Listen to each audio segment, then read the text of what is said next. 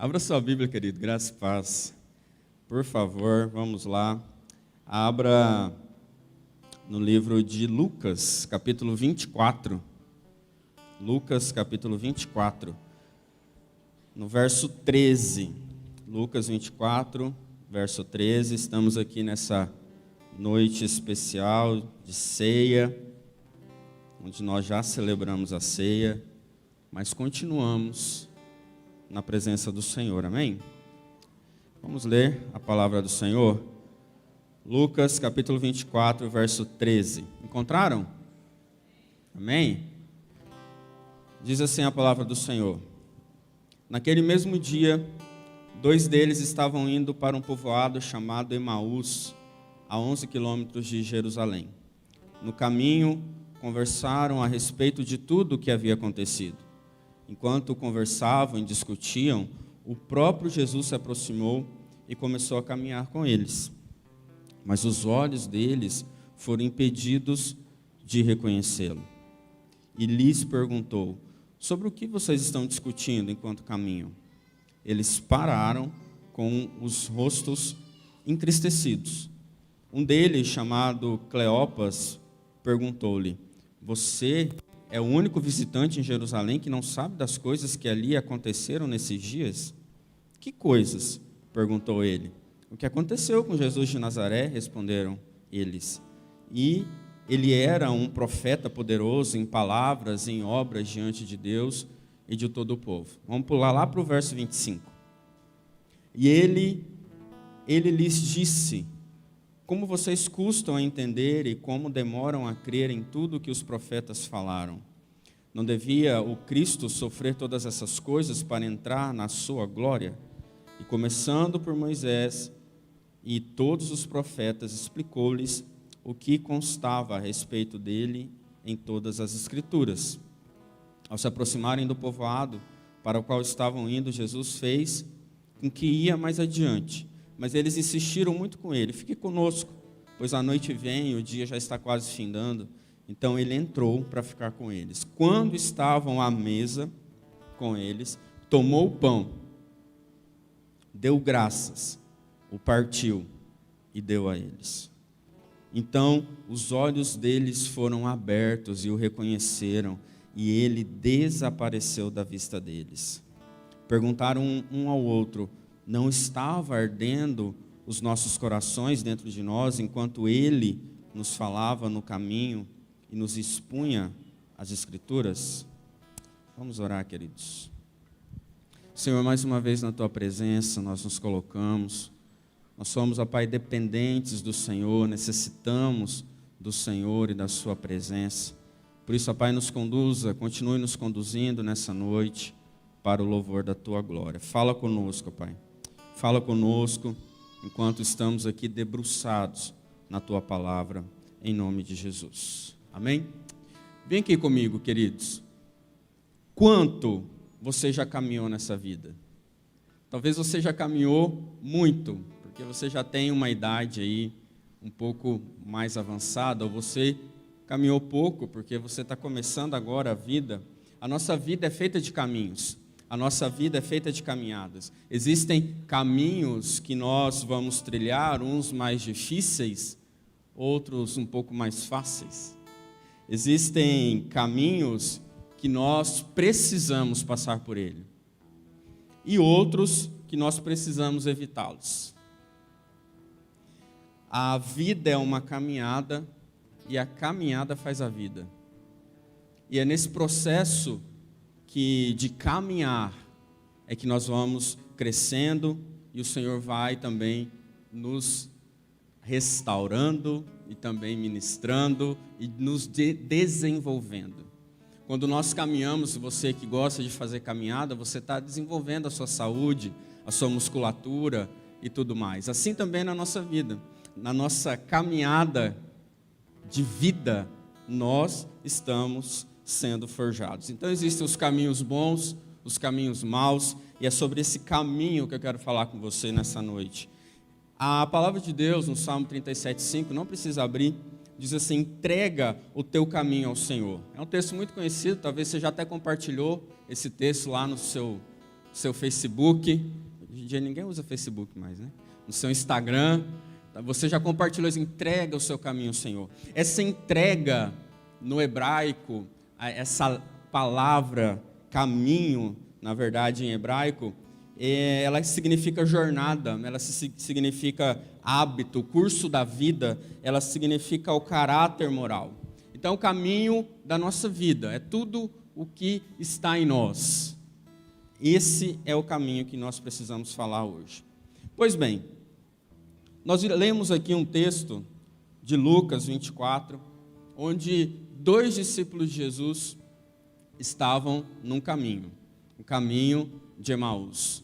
E esses discípulos de Jesus não eram os 12, não fazia parte dos 12, mas fazia parte de um número maior de seguidores que Jesus tinha. Mas eles acompanharam muitas coisas que Jesus fez, muitas coisas. Eles viram muitas coisas.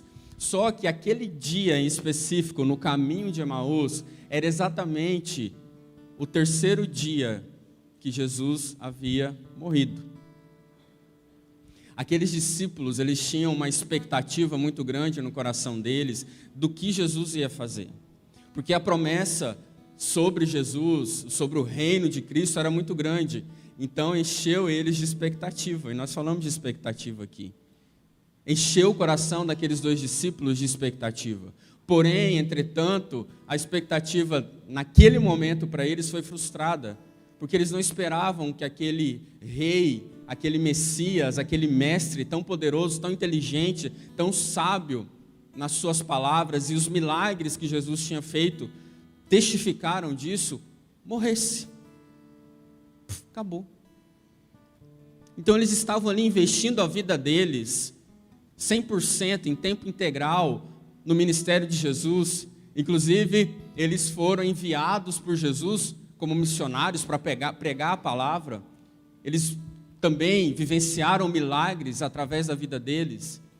E agora, esses homens estão voltando para casa, pelo caminho de Emaús.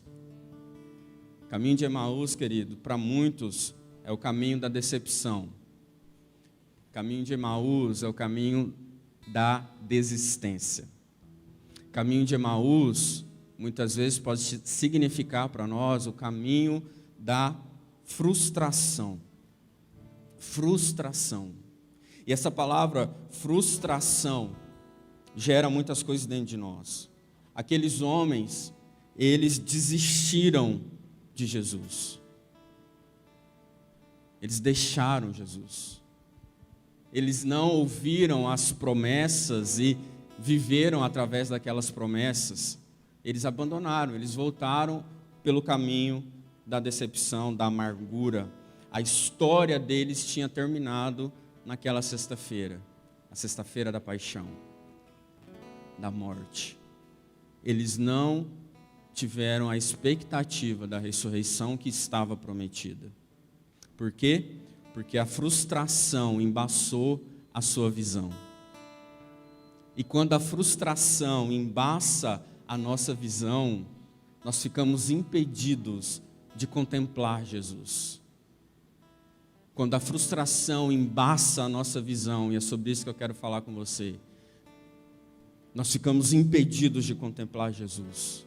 O texto vai dizer que naquele mesmo dia aqueles homens caminhavam ali e falavam sobre Jesus, discutiam sobre essa decepção que eles tinham, e os olhos dele, no verso 16 vai dizer, mas os olhos deles foram impedidos de reconhecê-lo, porque Jesus aparece ali para eles.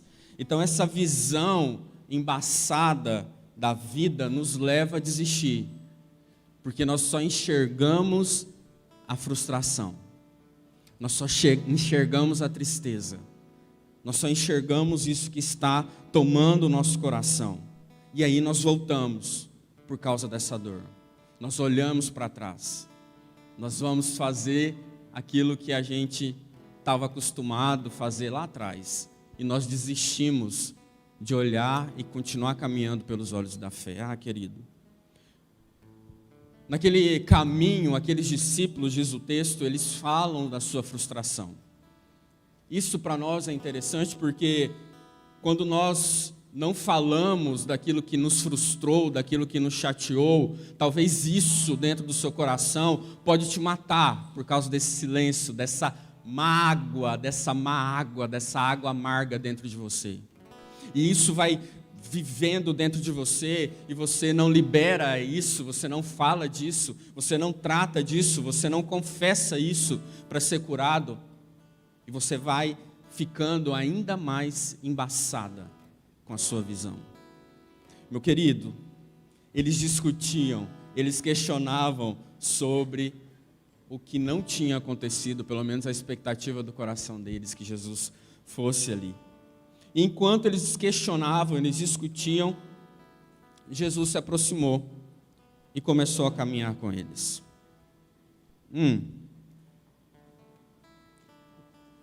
Sem a realidade da ressurreição de Cristo, a nossa vida será marcada por tristeza e dor. Nós vamos ficar lá na sexta-feira da paixão, mas não vamos viver o domingo da ressurreição. Porque o Evangelho não acaba com a morte de Cristo. E a nossa vida não acaba com essas situações frustrantes que estão ao nosso derredor. A nossa vida continua, a vida para ser vivida ainda. Há muita vida para você viver ainda, querido. Há muita vida para eu viver. Então Jesus se aproxima daqueles homens, mas a frustração era tão grande na vida deles que eles não reconhecem Jesus. E esse não reconhecer Jesus, alguns estudiosos vão dizer que Jesus estava numa outra forma corpórea por conta da sua ressurreição. Outros vão dizer que não, que foi realmente a cegueira espiritual daqueles homens. Enfim, o certo é que eles não reconhecem Jesus. Eles não contemplam Jesus. E eu quero falar um negócio para você aqui, meu irmão, meu querido.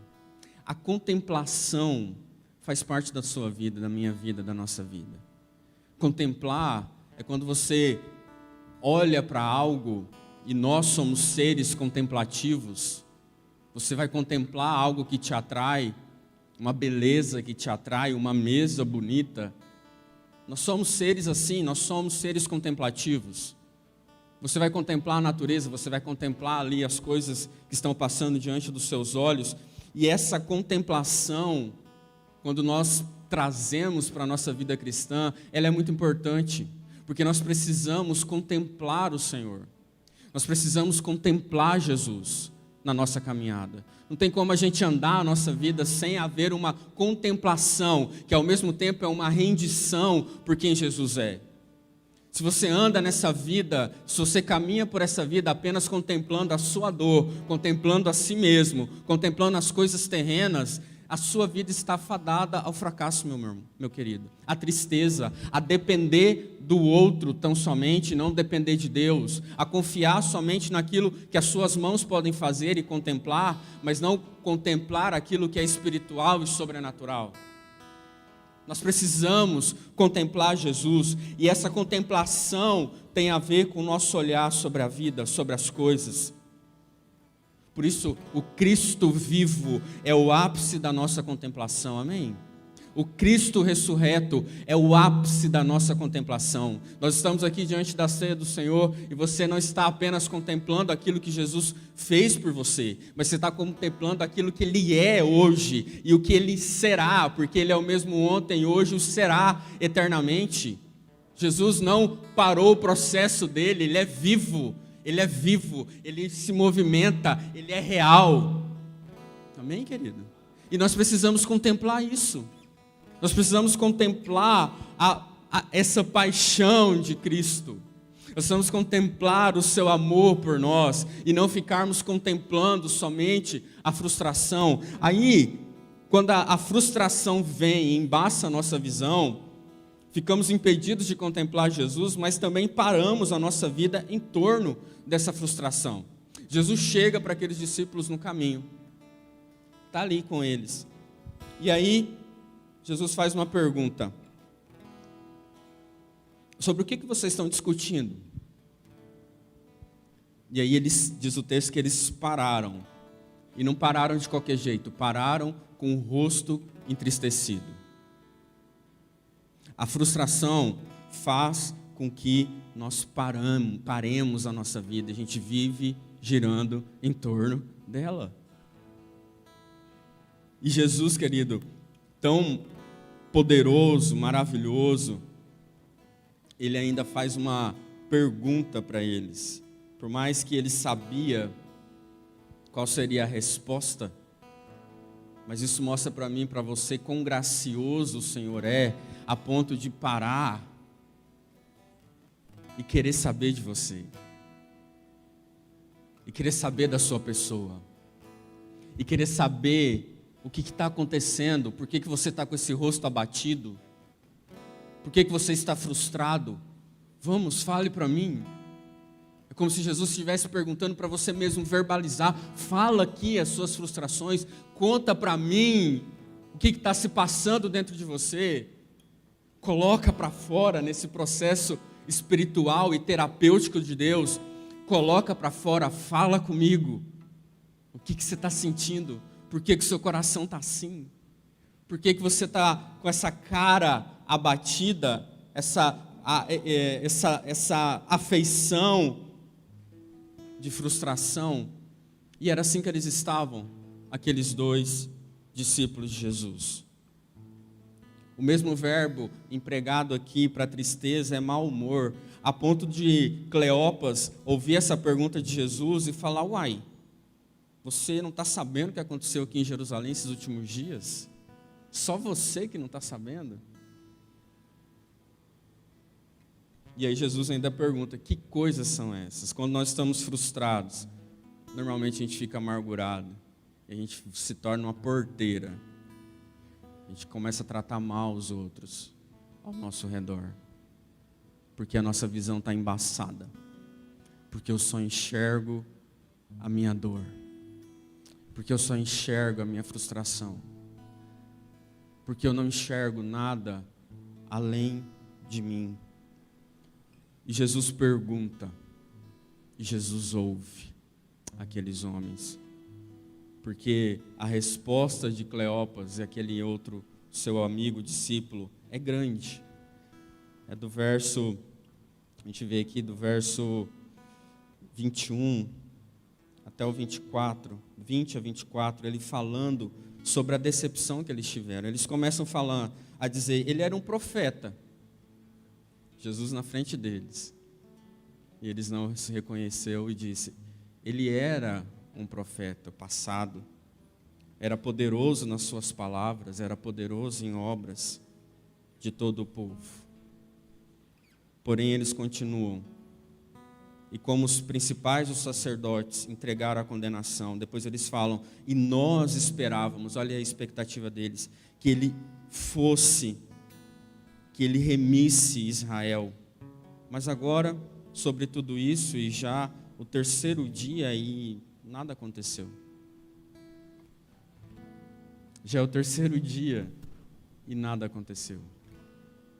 O caminho de Emaús, esse caminho da desistência do discipulado, dos sonhos desfeitos, esse caminho da esperança morta, esse caminho da falência dos projetos, da falência do seu chamado, do seu ministério, esse caminho onde a expectativa talvez era alta no seu coração acerca de algo e ela foi frustrada.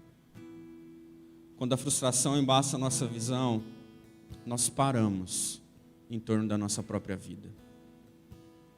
Aí você não enxerga mais nada. Você gira em torno da sua dor. As promessas de Jesus eram maravilhosas, querido. Mas aqueles homens não conseguiam enxergar, contemplar essa esperança mais. Passou, morreu. A nossa esperança morreu. É o que estava no coração deles. Mas a nossa esperança não morreu. Nossa esperança está viva. Na verdade, está vivo. A nossa esperança é Cristo. Ele vive. Jesus morreu, mas ressuscitou. E quando a frustração embaça a nossa visão, além da gente não enxergar somos impedidos de contemplar Jesus, paramos a nossa vida em torno da frustração, nós também não enxergamos o poder da palavra das Escrituras. Jesus diz para eles o seguinte, no verso 25, vocês custam a entender e como demoram a crer em tudo que os profetas falaram? Não devia o Cristo sofrer essas coisas para entrar na sua glória? E começando por Moisés e passando por todos os profetas, o que Jesus fez? Começou pela lei e passou por todos os profetas, explicou-lhes o que constava a respeito dele em todas as Escrituras. Olha o que Jesus faz, meu irmão. Olha quem Jesus é. Jesus é a centralidade do Evangelho. Jesus é a centralidade da palavra, das Escrituras. Então Jesus, ele caminha por todo o texto, toda a Escritura bíblica para relembrar para aqueles dois homens quem ele era. Que ele estava vivo. Que ele era, e havia de vir. Jesus começa a expor para os discípulos a sua própria palavra, querido. Depois lá no final a gente vai ver que eles vão falar que durante essa exposição das Escrituras o coração deles ardia. Eu vou voltar nesse texto, mas só para você entender. O texto está sendo dito, a Escritura está sendo explicada e o coração daqueles homens ardia.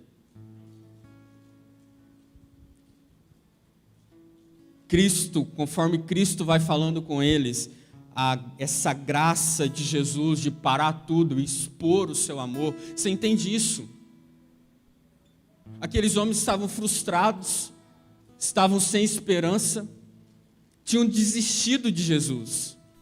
O que faz Jesus de entrar no caminho de Emaús, o caminho da decepção? O que faz Jesus entrar no caminho daqueles homens? O que faz Jesus entrar no meu caminho? No seu caminho? O que fez Jesus um dia entrar no seu caminho, querido? Não é porque você é bonitinho, não. É por causa da graça e do seu amor. É por causa dessa graça que Jesus entrou no meu caminho. É por causa desse favor imerecido que Jesus entrou no seu caminho. É só por isso. E quando nós nos entregamos a Jesus, quando você se entregou a Jesus, você ouvia as Escrituras, seja pregada aqui, seja lendo as Escrituras, e o seu coração queimava, o seu coração ardia, o seu coração ficava, meu Deus, tem piedade, tem misericórdia, porque eu sou pecador e preciso dessa graça e da sua misericórdia, e o seu coração ardia para isso. Por isso, por Ele. E a trombeta toca.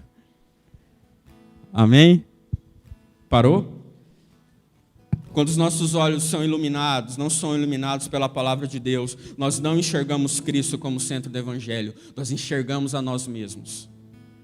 E está aí um perigo que a gente corre, a gente lê as Escrituras baseado em quem eu sou. Eu leio as Escrituras baseado em quem Cristo é. Olha aqui para mim. Eu leio as Escrituras baseado em quem Cristo é. Em quem Ele é sobre a minha vida. Não só o que Ele faz por mim, mas quem Ele é. E aí está um negócio muito, muito poderoso nas nossas vidas, quando nós viramos essa chave dentro de nós e entendemos que não é sobre nós as Escrituras, é sobre Ele, é sobre Cristo. E eu me rendo a essa palavra, e eu me rendo à sua presença. É sobre Jesus, é a palavra de Deus nos revelando essa graça, esse favor imerecido. Essa graça não pelo que eu faço, mas simplesmente por quem Ele é por mim. Isso é graça, meu irmão. É estranho às vezes a graça para nós, não é?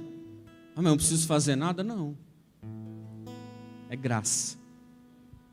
Mas eu não tenho que pegar um chicote e bater nas minhas costas porque eu pequei. Querida, é só se arrepender, como nós ouvimos aqui nessa noite. E a graça de Deus já está disponível para nós. Só que a gente complica demais as coisas.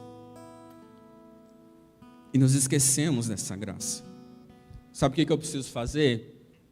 quando a frustração embaça a minha visão relacionada às Escrituras, eu preciso pegar o óculos da graça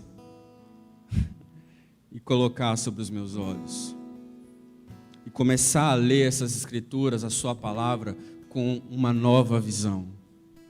Pedir para o Senhor, figuradamente falando, pega aqui uns colírios nos meus olhos, para que eu comece a enxergar como o Senhor enxerga, para que eu comece a ver como o Senhor vê, para que eu comece a ver ao Senhor, não de acordo com a minha frustração ou a minha própria vida, mas que eu comece a ver o Senhor por esse olhar de graça, de amor. Vamos lá. Quando a frustração embaça a nossa visão, a gente fica impedido de contemplar a Jesus, a gente para e fica girando em torno da nossa frustração e a gente não enxerga o poder das Escrituras. E por fim, nós não reconhecemos Jesus no nosso caminho. Nós não reconhecemos Jesus no nosso caminho. O texto diz no verso 25, ao se aproximarem do povoado para o qual estavam indo, Jesus fez com que ia mais adiante. Tipo assim, a gente está conversando, e aí termina o assunto, Jesus expondo as Escrituras. Então, lá em Malaquias, diz isso. Tchau. Eles, não. Fica mais um pouquinho. Tem até uma canção do cantor cristão que diz isso, né? Fica, Senhor, já se faz tarde. Fica mais um pouco, já está tarde. Vamos lá para casa, passa a noite aqui. Meu irmão, naquele momento o coração daqueles discípulos estava embraseados ou pegando fogo, porque eles falaram da sua frustração. Jesus estava presente no caminho, e agora, enquanto eles ouviam as Escrituras, o coração deles ia queimando de novo. E não tem quando você tem uma conversa gostosa com alguém, com seu amigo, com a sua esposa, e aquela prosa não acaba, e você fala, fica mais um pouquinho, tá tão bom, vamos conversar mais um pouco. Foi esse pedido dos discípulos para Jesus. Fica, Senhor. Mestre, que homem é esse? Que homem é esse? E eles convidaram Jesus para ficar, sem saber que era Jesus. E quando Jesus estava na mesa, ele toma do pão. Naquele momento que Jesus era um convidado, ele se torna anfitrião. Ele se senta à mesa para jantar. E aquele ato de Jesus, tão simples, mas eu vejo um silêncio, eu aqui com a minha mente fantasiosa muitas vezes, mas criativa. Fico tentando imaginar essa cena de Jesus sentado ali, comendo com eles, e um silêncio pairando naquele ambiente. E Jesus corta o pão. Jesus dá graças, diz o texto, que além de cortar o pão, ele dá graças. E é tão interessante que a forma como Lucas coloca diante do relato de Cleopas é justamente muito parecido quando Jesus celebra a ceia para os discípulos. Ele parte o pão, dá graças, partiu entre eles, toma o pão, dá graças e parte. Toma o pão, dá graças e parte. Naquele ato simples, silencioso, os olhos daqueles discípulos voltam a contemplar o Mestre. Voltam a contemplar Jesus. Aí eu seguro um nó aqui na minha garganta, querido, porque que cena maravilhosa. Que ato poderoso quando nós deixamos com que as frustrações da nossa vida se derretam ou sejam partidas diante da mesa do nosso Salvador. E aí, naquele momento, esse olhar de frustração se transforma em olhar de contemplação. E Jesus some diante deles, e aí vem o texto que eu disse. Eles dizem o seguinte, verso 32, eles olham um para o outro e fazem essa pergunta: não estava queimando o nosso coração enquanto ele nos falava no caminho e nos expunha as Escrituras? Não estava o nosso coração ardendo enquanto Jesus falava sobre a sua própria palavra, o seu evangelho? O nosso coração queimava, o nosso coração ardia. Meu irmão, o evangelho não é só para quando nós aceitamos a Jesus, o evangelho é para a vida toda. Nós precisamos nos expor às Escrituras todos os dias, porque o evangelho é para a vida toda. Nós precisamos ser constrangidos pela palavra do Senhor todos os dias, porque o evangelho é para a vida toda. Jesus é para a vida toda. Jesus não ficou retido lá na sexta-feira da paixão na sua vida. Jesus não pode estar morto na sua vida lá atrás. Jesus ainda vive em mim e em você. Jesus, Ele é o pão da vida. Jesus é quem nos dá vida e alegria para a gente caminhar todos os dias, querido. O nosso coração precisa arder, precisa queimar de amor por Ele, pela Sua palavra, pelo Seu Evangelho. Quando nós voltamos para o caminho de Emaús, nós estamos caminhando numa trilha de frieza, de indiferença ao Senhor e à Sua santa palavra. Quando nós andamos por esse caminho de indiferença, o nosso coração está frio, nós não estamos nos rendendo a Ele, nós temos a tentação de focar nos resultados dessa relação. Ah, Jesus fez algo tão maravilhoso por mim, amém, querido, glória a Deus. Ah, Jesus me tocou, Jesus falou comigo, amém, glória a Deus. Mas Jesus continua sendo, Jesus continua sendo. Nós temos um perigo na nossa vida, na nossa caminhada, é de contemplar somente o que Jesus faz, contemplar aquilo que Ele te deu, contemplar aquilo que Ele está fazendo no decorrer da sua vida, e não contemplamos a Ele através da sua palavra, não contemplamos o dono da bênção, o Senhor da bênção, e queremos a bênção, mas não contemplamos o Senhor da bênção. Temos a tentação de focar no resultado dessa relação nossa com o Senhor. Somente no resultado. O que o Senhor está fazendo para nós aqui, meu irmão, meu querido, é entender que nós não podemos deixar de contemplá-lo. Nós não podemos deixar com que os nossos olhos fiquem secos. Ah, o tempo está passando. Eu já tenho tantos anos que eu conheço Jesus. E a gente vai ficando maduro na fé. A gente vai lendo as Escrituras de uma forma fria. A gente não vai deixando com que essa palavra que está sendo escrita, o próprio Deus falando conosco, que já foi escrita e revelada, venha mexer no âmago da minha alma. A gente entra frio e sai gelado muitas vezes da igreja. A gente não contempla mais o Senhor em momentos de adoração ou no nosso próprio dia a dia. A gente não se assenta a uma mesa com o rei sempre. A gente corta o pão na ceia, às vezes como um ritual frio que a gente faz de vez em quando. Quando o Senhor está falando sobre a ceia, Ele está falando trazer a sua memória quem Ele é. Trazer a nossa memória quem Ele é. Então, meu irmão, aqui para mim, como que está o seu coração? Você está aí nesse caminho de Emaús, talvez? Ou você está chegando aí para Ele, para esse caminho, mas o seu coração, por conta de tantas coisas, às vezes nem é por conta da frustração, é por conta da euforia, das coisas lindas que estão acontecendo, maravilhosas. E aí você está se esquecendo de deixar com que o Senhor ande com você nesse caminho, se revele a você nesse caminho, fale com você nesse caminho, derrame a graça dele nesse caminho. Ouça você nesse caminho. Você está perdendo o âmago da nossa vida cristã. E a gente tem essa tendência, sim.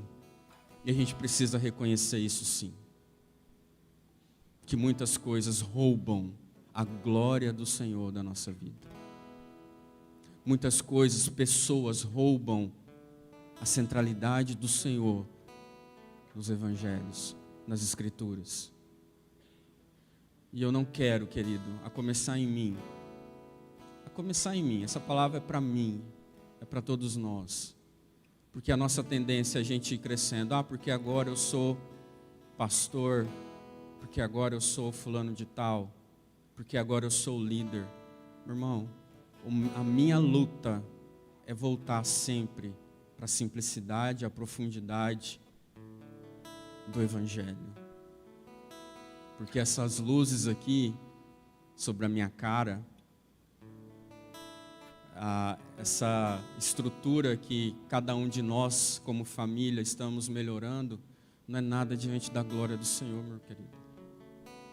Nós precisamos voltar todos os dias a nos debruçar na palavra de Deus e dizer: fala comigo, Senhor, ou me mostra a sua glória aqui. Não é todo dia que o Senhor vai ter uma palavra específica para você, mas todos os dias nós estamos contemplando a Cristo através da sua palavra. E o nosso coração precisa arder. Por que que o seu coração não está ardendo? Por que que o seu coração está frio? Por que que você está nesse caminho de Emaús, querido, há tanto tempo? Por que que você está andando nesse caminho há tantos dias? Por que que a palavra de Deus não tem mais o mesmo impacto sobre a sua vida quando tinha lá quando você aceitou Jesus, meu irmão? Por que que ela não te transforma mais como ela te transformava? Por que que essa palavra não queima mais o seu coração como queimava?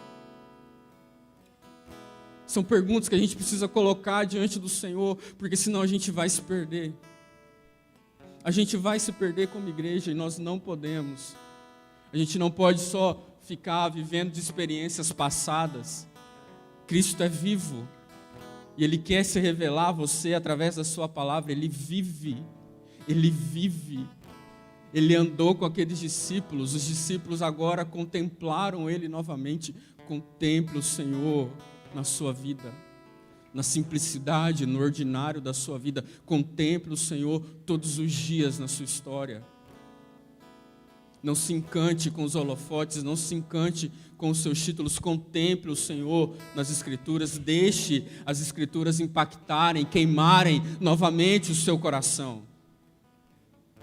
Para encerrar, meu irmão, quando contemplamos ao Cristo que vive, nossa vida gira em torno dele. Vemos e vivemos o Evangelho da sua palavra. Reconhecemos Cristo em nosso caminhar e nos entregamos a Ele. Diz o texto, né? Entregue o seu caminho ao Senhor. É esse caminho aí que você precisa entregar. Para encerrar mesmo, verso 33 vai dizer assim, que eles levantaram na mesma hora e voltaram imediatamente para Jerusalém. Emaús e Jerusalém ficavam em torno de 11 quilômetros. Era de noite. Eles não esperaram amanhecer. Quando eles contemplam Jesus, imediatamente eles voltam para o ministério deles. Quando eles contemplam a Jesus, imediatamente eles voltam. Eles voltam. E nesse voltar, eles correm e chegam lá para os 11 dos discípulos e falam: ressuscitou verdadeiramente o Senhor, já apareceu a Simão. E eles lhe contaram tudo o que aconteceu no caminho e como deles fora concedido no partir do pão. Jesus não está morto, Jesus vive. Não deixe que a frustração ou o sucesso embace a sua visão.